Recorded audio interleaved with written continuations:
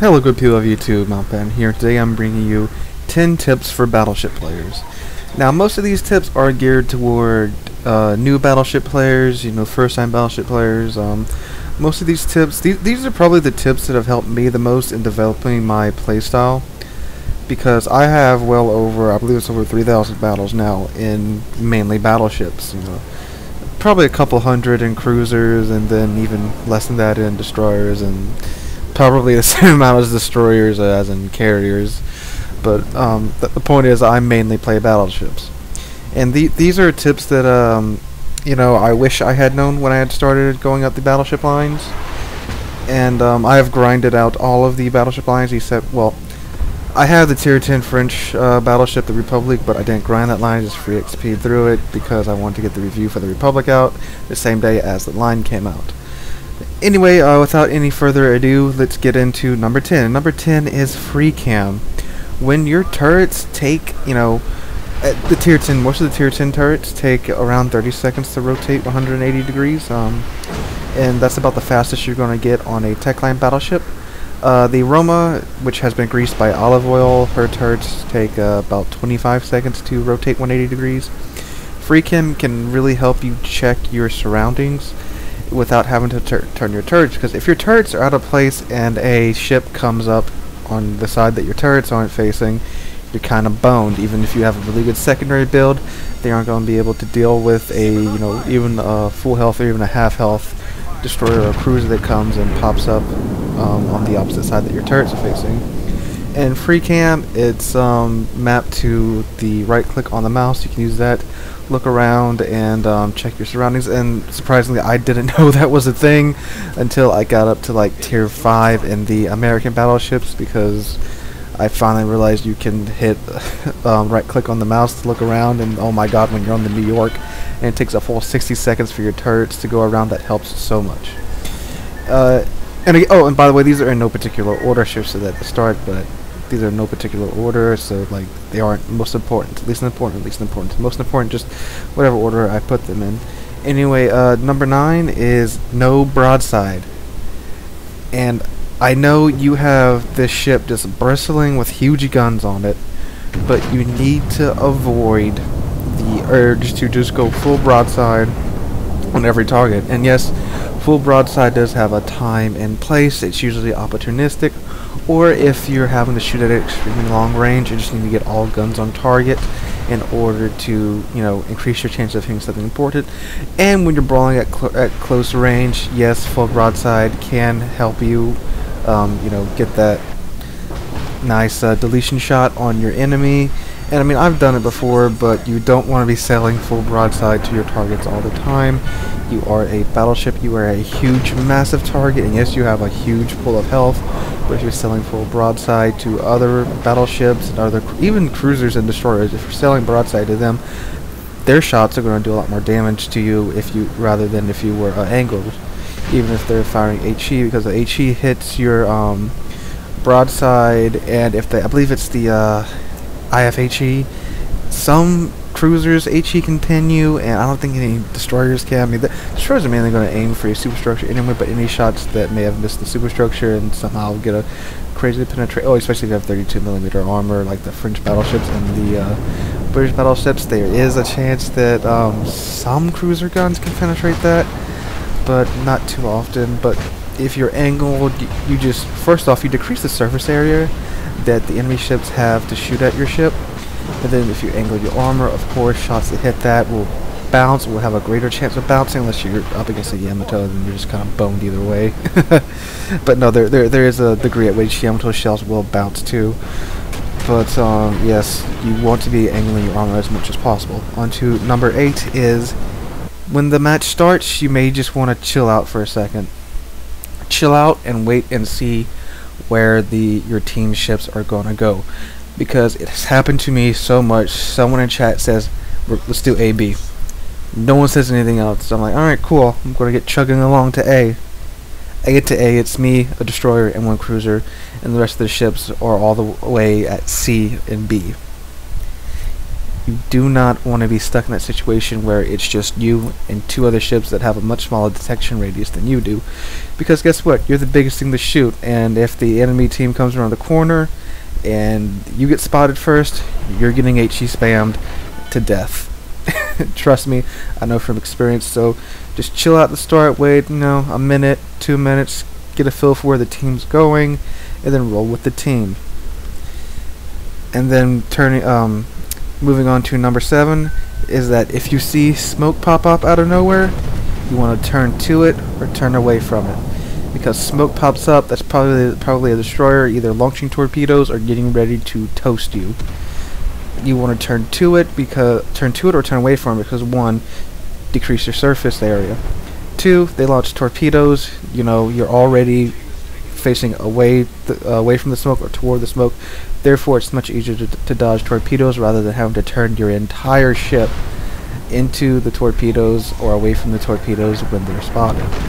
And the turning into or away is your call. If you're out there by yourself and they're out there by themselves, they either did some super flank or something and you're just a battleship, so you're the slowest thing, they crop up behind you, you may want to turn to it, go ahead and get charging toward them, because if they dump their torpedoes, unless they have the torpedo reload consumable, they do have to wait for the torpedoes to reload. If they dump their torpedoes, you can close the gap in between their torpedoes being launched and them reloading. If you can close the gap in time, get there to detect them, you're just going to absolutely obliterate them. But running away is also not a bad idea, because once they do pop smoke, you will become undetectable by them, and then you can just sail away and let your team know that there's a destroyer behind y'all. You might want to send a cruiser or 2 over here. So anyway, moving on to number 6. Man, I am not counting. You don't always have to fire. Now, I know it's a long reload, and you probably, after firing, you want to get your next volley out, but always firing, taking every single shot you get isn't always a good idea. Say, for example, there is a bow on cruiser that, has been HE spamming for you, he finally gets detected, but he's kind of behind an island, and just a little bit of him is poking out, and, you do have battleship guns, so they aren't the most accurate things ever.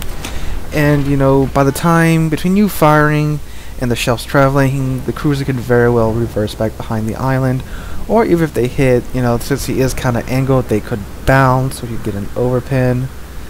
But then after you fire, say if you're undetected, you're going to become detected, and then you're going to become the #1 priority for everything around there, especially if not that many ships on your team are detected. Same goes for shooting at battleships. Say you're in a gross occur first, and there is a Yamato. He's kind of broadside, but he's angled a little bit, but he's out at 20 kilometers. You may not want to take the shot if you're undetected, because when you become detected, first off, you're 20 kilometers into a Yamato, and Yamato's guns are the most accurate battleship guns, so he can easily return the favor to you and do more damage to you than you can to him. It's a matter of risk versus reward. Now, if you have a broadside Yamato, perfectly broadside, and he can still be 20 kilometers away, but he's perfectly broadside, you fire at him and you take that chance, but since he's perfectly broadside, you're going to get citadels on him. That's worth the risk. However, let's say like an angled Yamato or another angled battleship, and after you fire, like I said, you're going to become detected, so you're just going to get focused right after that. It's you have to think about these things. Battleships are slow, their guns take a while to traverse, and their guns take a while to reload, so you have plenty of time to be thinking about what you're going to do, and you need to take that time and think about what your actions that you're going to take and the consequences that they're going to have. This is very much a thinking man's, I know this is what they tell sponsors to say, but this is very much a thinking man's action game or whatever. I know that's what Wargaming tells their paid promotion people to say, but it's kind of true. You have to think about those things, especially when playing battleships, because you have to anticipate your moves, because it does take you a while to turn. It takes you a while to get up to speed. It takes you a while to reload your guns. It takes you a while to reverse your guns. Anyway, moving on to number 5. This is rather important, especially now with the introduction of the American light cruiser line, is that you want to hold your damage control. My rule is 2 fires, I'm over half health, just going to let it burn. So you are a battleship, you have this huge pool of health. 2 fires isn't going to do that much damage to you in the time they're allowed to burn, especially if you're running with a survivability build and you got all the good anti-fire stuff on your ship. Now when you're below half health, 2 fires, at that point you have a call to make. You can put the fires out, or you can keep letting them burn and try to get to cover. Now say if you're below half health, you got 2 more fires. I would say put it out if you can get behind cover, or if like it's just you and one cruiser and you've managed to get away from him somehow, either gone behind cover or just gotten out of his range. I would definitely put it out then. But say there's a bunch of ships like 2, 3, 4, whatever cruisers in front of you, all HE spamming you, and say you got 2 fires before, let them burn. But in the course of letting them burn, you got another 2 fires set on you, so now you have 2 fires burning again, and you're below half health. But there's still a bunch of cruisers in front of you. You may want to wait for that 3rd fire before you go ahead and put that out, because you need to make sure that you just extend your life as long as you can. That way you can either get to your teammates or get behind cover. Because if you put 2 fires out, and damage control wears off, and then they can just set another 2 fires on you, you're just going to burn again. It's very much a balancing act between using damage con and then your heal. Because I usually, if it's 2 fires and say I don't want to burn my damage con because that thing's like a magic spell that can stop flooding, can stop fires, and it's basically the I don't feel like dying right now, and then you become immune to cruisers and destroyers for about 20 seconds if you're on an American ship, and about I think it's like 10-15 seconds on most other ships, sometime around there. And because you have that brief moment of time that is active that you will not take, that you will not be able to be set on fire or be able to get flooding during those sweet 20, 10, 15 seconds, depending upon what nation you're playing. So you have to think a lot about that too. Like I said, there's a lot of things about when you're playing a battleship. It's not as simple as most people think. It's like every class in World Warships, because people like shouting at carriers, like everyone likes shouting at everybody, like, oh, it's so simple, how can you mess it up? But there's really a lot more to it. Anyway, moving on to number 4, is you want to go bow on in most battleship versus battleship situations, and this kind of goes with the no broadside topic I brought up earlier. But bow on against, well, literally every single battleship in the game except Yamato is the best way to ensure you're going to survive the longest against whatever battleship you face, until they use HE. But I mean, at that point, you just have to ask for your teammates to focus fire on whatever battleship you're facing. But bow on, you'll be able to bounce just about not just about, literally every single battleship in the game's gun shells except for the Yamato. And I am talking in mostly same tier. So like, if you're in a tier 4 battleship and there's another tier 4 battleship, you go bow onto them, you're going to be able to bounce his shells. You're in a tier 5 battleship, you can come against another tier 5 battleship, you're going to be able to bounce his shells. This rule is only broken when you get to tier 10 and you have a Yamato, because her guns are big enough to overmatch 32mm of bow armor. And at that point, if you're bow versus Yamato, then you might want to just go for the angling game rather than the bow on tanking game. But I actually learned that when I got to the Iowa, and I learned what was called, what I call the Iowa 2-step, where you point your bow toward the enemy ship and slam it in reverse and just keep firing at him until you get out of your until he gets out of your detection range. So there you go, Iowa players. That's a nice little maneuver that I like to claim I came up with, but I just gave it a cool name. Anyway, moving on to number 3, which is use cover. As a battleship player, you do not want to be out in the open at all, really. Because, like I've said before, battleships are huge, they have a huge detection range, and everyone sees them like, ooh, free damage points, let me shoot at it. So you don't want to be out in the open. Being out in the open also allows for destroyers to have their way with you, because especially the Japanese destroyers, particularly the Shimakaze, their detection ranges are well within their torpedo range, so they can just sail in circles around your ship, just keep launching torpedoes at you. And even if, you know, even say if you're with a group of people, you don't want to be the furthest out for sure. You kind of want to be close to the islands. I mean, you know, not like hugging the islands, but close to the islands, so other battleships can get an angle on you and stuff until you're ready to engage them. And I'm not saying camp behind the islands. I'm saying use them strategically. You know, if there's a ton of battleships on the other side, just, you know, wait a second until they push around the side of the island, and you can just shoot their broadsides as they come around the corner of the island. You know, you can also use islands for hiding, because it always brings a smile on my face when I'm in Yamato and I'm hiding behind an island waiting for, because the other ships are just clearly sailing in a straight line, about to come around the corner of the island.